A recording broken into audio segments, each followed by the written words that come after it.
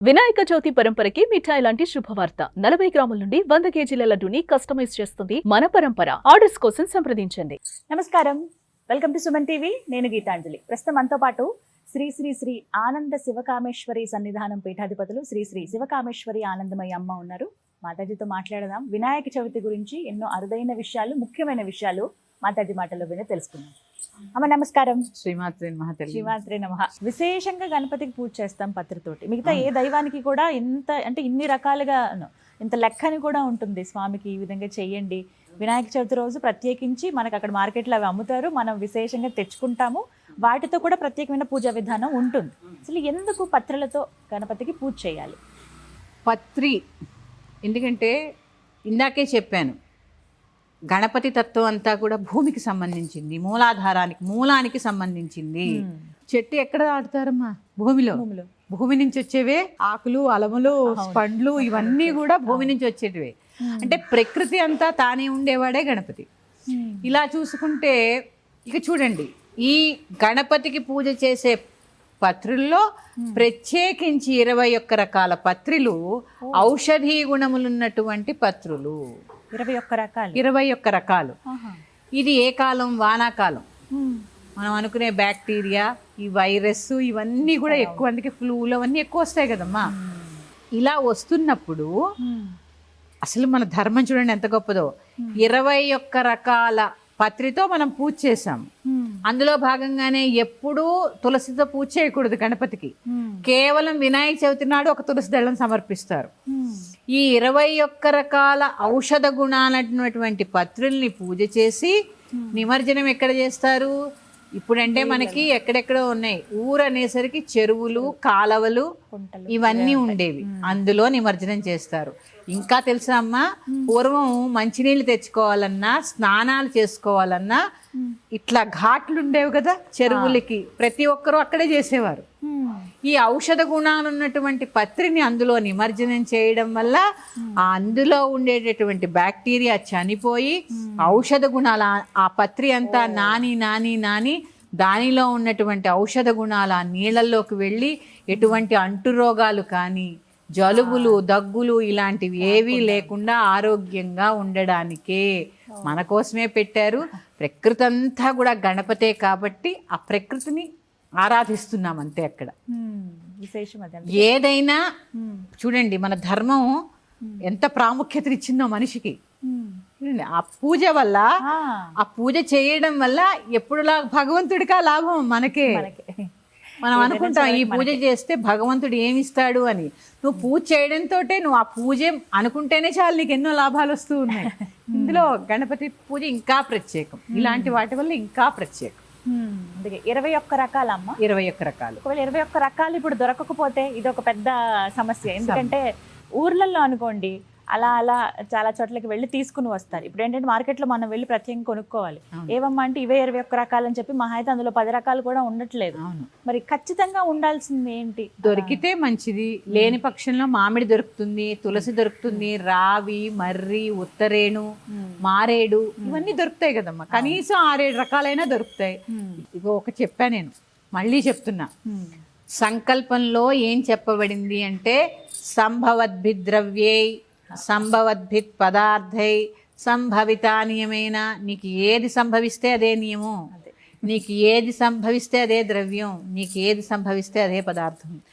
ఇవన్నీ సంకల్పంలో చెప్పిస్తారు. నీకు ఇది దొరకలేదు, అది దొరకలేదు అనుకునే కంటే నీకు దొరికిన వాటితోనే సంతృప్తిగా ప్రసన్నవదనంతో పూజ చేసుకోమంటారు. నిజమే అమ్మా. గణపతిని గరికతో పూజిస్తే చాలు ఆయన ప్రసన్నం అవుతాడు అని చెప్తూ ఉంటారు. గరికకి అంత విశేషం ఏంటి? ఎందుకు అంత ఇష్టం వినాయకుడికి గరిక అంటే?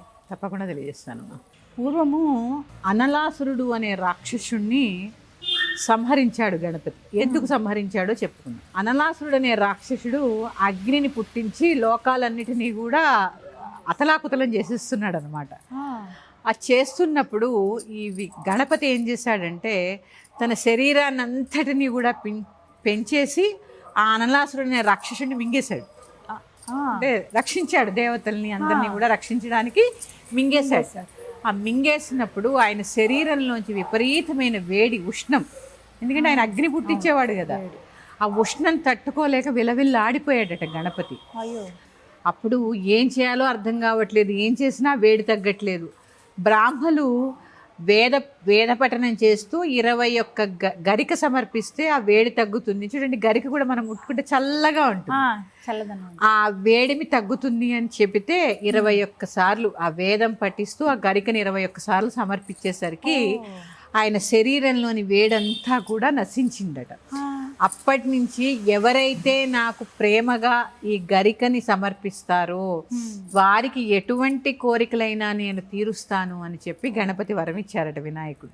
అందుకని ప్రత్యేకించి ఒక్క ఈ వినాయక చవితి నాడే కాదమ్మా, సంకష్ట తీసుకోండి, ప్రతి నెలలో వచ్చే చవితి తీసుకోండి, మనం ఇట్లా క్షిప్ర గణపతి వ్రతం అని ఇవన్నీ చేస్తూ ఉంటాం. ఏది చేసినా గణపతికి గరికని సమర్పించడం వల్ల శీఘ్రంగా, అతి శీఘ్రంగా పనులు నెరవేరుతాయి. త్వరగా పనులు అయిపోవాలంటే ఆయనకు ఒక గరికని సమర్పిస్తే చాలు. ఇంకా ఒక్క చిన్న ఉపాయం కూడా చెప్తానమ్మా. విద్యార్థులకి కొంతమందికి చదివినవి గుర్తుండవు. అవునమ్మా. అలాగే కొంతమందికి చూడండి, ఎప్పుడు చూడు ఏ పని మొదలుపెట్టి విఘ్నమే. పాపం చిన్నవి కూడా కొంతమందికి జరగవు. అలాగే కొంతమందికి ఎప్పుడు చూడు సమస్యల్లోనే ఉంటారు. అది ఆర్థిక సమస్యలో, మానసిక సమస్యలో, కుటుంబంలో సమస్యలో, ఏదో ఎప్పుడో ఒకసారి వచ్చిపోతే పర్వాలేదు, కానీ ఎప్పుడో సమస్యల్లోనే ఉంటారు. ఇలాంటి వారు చక్కగా 21 రోజులు గణపతి ఆలయానికి వెళ్ళి ఓం గం గణపతే నమః అనే మంత్రాన్ని 21 సార్లు పఠించినప్పుడల్లా ఒకసారి గరికను సమర్పించాలి. ఇట్లా చూడండి, ఆ గరిక కూడా ఇలా పొడుగ్గా పెరుగుతాయి పెద్దగా, అవి దర్భలు, పొడుగ్గా పెరిగినవి దర్భలు, ఇలా వంకరగా రాలే వాటిని గరిక అంటారు. చిన్న పెరిగి ఇలా పక్కకు మనం ఆ గరిక చక్కగా కోసుకొచ్చి కడిగి గణపతికి సమర్పించి, కొబ్బరికాయ అంటే గణపతికి చాలా ఇష్టం, అందుకని ఆ కొబ్బరి నూనెతో దీపారాధన చేసి బెల్లం ముక్క నైవేద్యం పెట్టి వస్తే ఎటువంటి విఘ్నాలైనా తొలగిపోతాయి. విద్యార్థులకి విద్య లభిస్తుంది, అన్నార్థులకి అన్నం లభిస్తుంది, జీవితంలో విఘ్నాలున్న వాళ్ళు విఘ్నాలు సమసిపోతాయి. ప్రతి ఒక్కరూ పాటించాలి. ఇది నేను పాటించాను కాబట్టి మీకు చెప్తున్నాను. ఎందుకంటే గణపతి ఐశ్వర్యాన్ని, జ్ఞానాన్ని, దానితో పాటు చెప్పాను కదా ఆనందాన్ని కూడా ప్రసాదించేటటువంటి దేవుడు.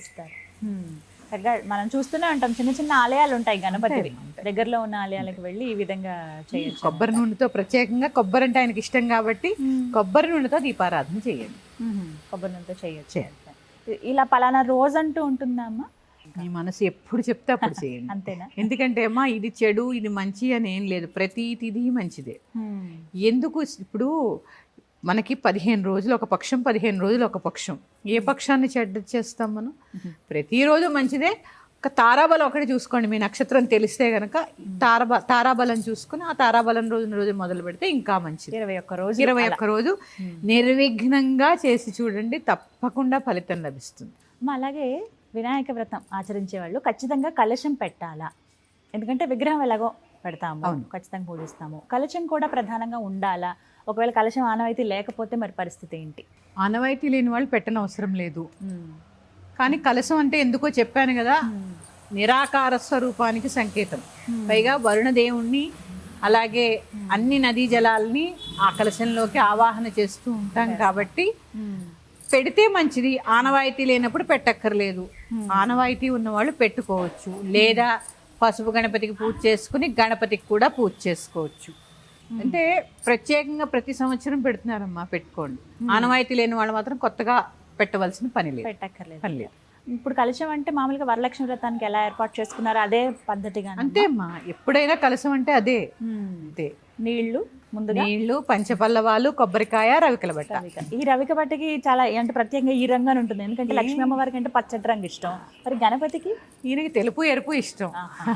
మన ఇష్టం, ఇందులో ఏదైనా సరే పెట్టవచ్చు. కలశం అయితే ఆనవాయితీ ఉన్న వాళ్ళు మాత్రం అలాగే కంటిన్యూ చేయొచ్చు, పెట్టొచ్చు అంట. అలాగే ఇక ప్రత్యేకంగా మాట్లాడుకుందాం, గణపతికి ఇష్టమైనటువంటి రంగు ఏంటి, అలాగే ఆయనకి ఇష్టమైనటువంటి పత్రి, ఇష్టమైనటువంటి పుష్పం, ఫలం, ఇవన్నీ చెప్పకుండా. ఇష్టమైనటువంటి పత్రి ఆ రోజు ప్రత్యేకంగా చెప్పాక 21 వాటితో పూజ చేయాలి. గరిక చాలా ఇష్టమైనది. గరిక రంగు వచ్చేసి తెలుపు ఎరుపు. ఇష్టమైనటువంటి పండు చాలా మంది దోసకాయ చెప్తూ ఉంటారు. ఇంకొకటి ఒక చిన్న శ్లోకం చెప్తాను.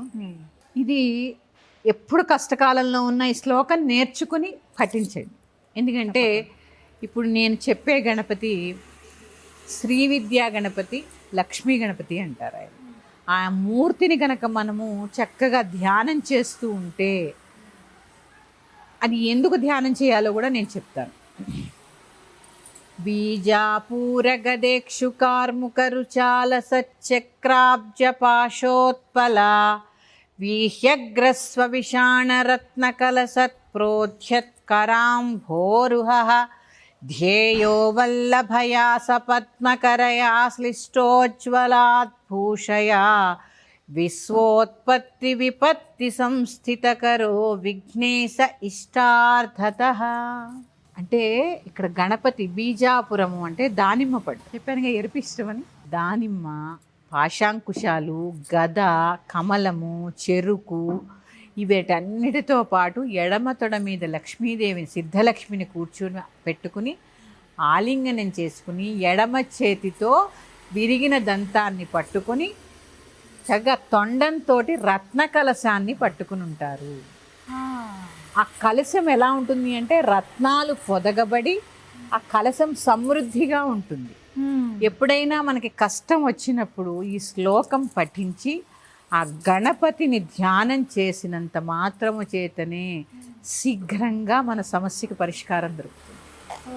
ఆయన రూపం అలా ఉంటుంది. అంటే ఆ కలశంతో ఉన్నటువంటి గణపతిని ధ్యానం చేయాలి. ఆ ధ్యానం చేయడం వల్ల చక్కగా వెనువెంటనే ఏదో చాలా బాధ వచ్చింది అనుకోని, టెన్షన్ వచ్చింది, ఒక్కసారి త్రికరణ శుద్ధిగా మనస్సు, వాక్కు, కర్మ ఈ మూడు పవిత్రంగా ఉంచుకోండి. ఎక్కడైనా ఉండనండి, కాళ్ళు కడుక్కోండి, కూర్చోండి, ఆ మూర్తిని ధ్యానం చేయండి. దీనివల్ల శీఘ్రమైనటువంటి ఫలితాన్ని చూస్తారు. గణపతి పూజ అనగానే గుర్తొచ్చేది పాలవెల్లి. అసలు పాలవెల్లి విశేషం ఏంటి? అంటే అన్నీ విశేషంగానే జరుగుతాయి గణపతికి.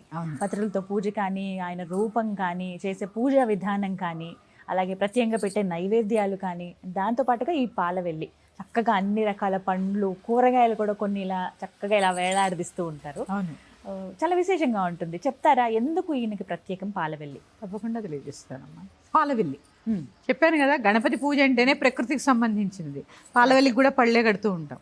ఇక్కడ మనం తెలుసుకోవాల్సింది పాలవెల్లి అంటే అది ఏర్పాటు చేయడం కూడా ఎక్కడ ఏర్పాటు చేస్తాం? గణపతికి పైన ఏర్పాటు చేస్తాం. ఆకాశం కేసి చూడండి, పాలపుంత కనిపిస్తుంది కదా, ఈ పాలపుంతకి ప్రతిరూపమే ఈ పాలవెల్లి. ఆ పాలపుంతను తీసుకురాలేం కదా, ఆ పాలపుంతలు ఏముంటాయి? నక్షత్రాలు ఉంటాయి. ఎంత బాగుంటాయి, మిణుకు మిణుకుమంటూ. ఆ నక్షత్రాలకి ప్రతీకగానే ఈ పాలవెల్లికి పళ్ళు కడుతూ ఉంటాము. అందుకని అందంగా ఉంటుంది కదా. మామిడి ఆకులు, రకరకాల పళ్ళు, వెలగపండు, తర్వాత ద్రాక్ష పళ్ళు, యాపిల్ పండు, అది ఒక వనంలాగా ఉంటుంది. ఆ వనంలో కూర్చున్న గణపతిలాగా అనిపిస్తూ ఉంటాడు. పాలవెల్లి ఎందుకు అంటే ఆ పాలపుంతకి నిదర్శనం. అంటే ఇక్కడ ఏం లేదమ్మా, సృష్టి, స్థితి, లయములు ఈ మూడు ఉన్నాయి గణపతి పూజలో. సృష్టి, మట్టితో విగ్రహం తయారు చేసాం. స్థితి, చక్కగా కూర్చోబెట్టి పళ్ళు అన్ని గట్టి పూజ చేసాం. లయం, మళ్ళీ తీసుకెళ్లి నీళ్ళల్లో కలిపేస్తాం. అంటే ఈ మూడిటికి సాక్షిభూతంగా ఉన్నాడు కాబట్టే గణపతి. అందుకే ఈ పాలవెల్లులు ఇవన్నీ. అలాగే మూషిక ఉంటుంది గణపతి దగ్గర. ఎందుకు ఈ మూషికము? కామక్రోధ లోభాలన్నీ కూడా నీ కాళ్ళ కిందే ఉంచుతాను అని చెప్పడానికి మూషికాన్ని. ఆ మూషికం చూడండి, ఎప్పుడు ఇలా ఇలా ఇలా ఇలా చూస్తూ ఉంటుంది. హడావిడిగా ఉంటుంది, కుదురుగా ఉంటుంది, పరిగెడుతూనే ఉంటుంది, ఏదో ఒకటి కొరికేస్తా. అంటే కుదురుండదు మూషికం, చూసారా? కుదురుగా ఉండని మూషికం మీద ఉండని కుదురుగా ఉండేటటువంటి గణపతి. అంటే చూడండి, అవన్నీ కూడా ఆయన కాళ్ళ కింద తొక్కిపెట్టి మనకి కూడా మంచి స్థితప్రజ్ఞతనిస్తాడు జీవితంలో. అంటే ప్రతిదీ విశేషమేనమ్మా. ఏ దేవతని తీసుకున్నా వాళ్ళు ధరించే వస్తువులు కానీ, వాళ్ళు ఎక్కే వాహనాలు కానీ అన్నీ ప్రత్యేకమే. ప్రతిదీ ప్రత్యేకమే. అలా తీసుకుంటే పాలవెల్లి ఎందుకు అంటే పాలపుంతకి సంకేతము, అందులో కట్టేటటువంటి పళ్ళు నక్షత్రాలకు సంకేతం. కానీ కొంతమందికి ఉండదు కదమ్మా ఆనవాయితీ. కొన్ని ఇళ్లలో ఉండదమ్మా, పాలవెల్లి ఉండదు. అది వారి ఇష్టం, వారింటి సాంప్రదాయాన్ని బట్టి ఉంటే కట్టుకోండి, వాటికి లేకపోతే కూడా లేదు. ఏదైనా విధానం ఉందా అమ్మా? ఇలా చతురస్రాకారంలో ఉంటుంది అవును, అంటే ఖచ్చితంగా ఈ పళ్ళు ముఖ్యంగా ఉండాలి, ఇవి ఉండకూడదు అని ఉంటుందా పాలవెల్లి కట్టేవాడు? అలా ఏం లేదు, కానీ వెలగపండు అయితే కంపల్సరీ అమ్మా. వెలగపండు ఆయనకి ఇష్టము. తర్వాత మొక్కజొన్న పొత్తులు, ఈ సీజన్ లో ఏ పళ్ళు దొరికితే అవి. సీతాఫలం కడతాము, జామ కడతాము, చక్కగా కాడలను తెచ్చుకుంటాము, దానిమ్మ కడుతూ ఉంటాము, ద్రాక్ష, అరటి పండు కూడా కడతాం. రకరకాల పళ్ళన్నీ కూడా ఆ ప్రకృతిలో ఈ సీజన్ లో దొరికేటటువంటి పళ్ళన్నీ కూడా ఆయన చక్కగా అలంకరించి చూడగానే పెద్ద వనంలా ఉంటుంది, నిండుగా ఉంటుంది. భలే అనిపిస్తుంది. కొంతమంది కూరగాయలు కూడా కడుతూ ఉంటారు కదా, చిన్న పచ్చిమిర్చి అంటే చిన్నప్పుడు ఇలా చేసేవాళ్ళం అమ్మ, ప్రత్యేకంగా అవి తీసుకొచ్చి. అదే చెప్తున్నాను కదమ్మా, గణపతి అంటేనే ప్రకృతి కదా, ప్రకృతి అంతా కూడా తానే ఉన్నాడు కాబట్టి అన్ని భూమిలోంచి వచ్చేవి. భూమికి ఆయనే ప్రత్యేకం. పాలవెల్లి ఉంటే ఆనవాయితీ ఉంటే కట్టుకోండి, లేదంటే లేదు. మరి యొక్క అంశంతో మీ ముందుకు వస్తాను. శ్రీమాత్రే నమః. స్వస్తి. నమస్తే అమ్మా.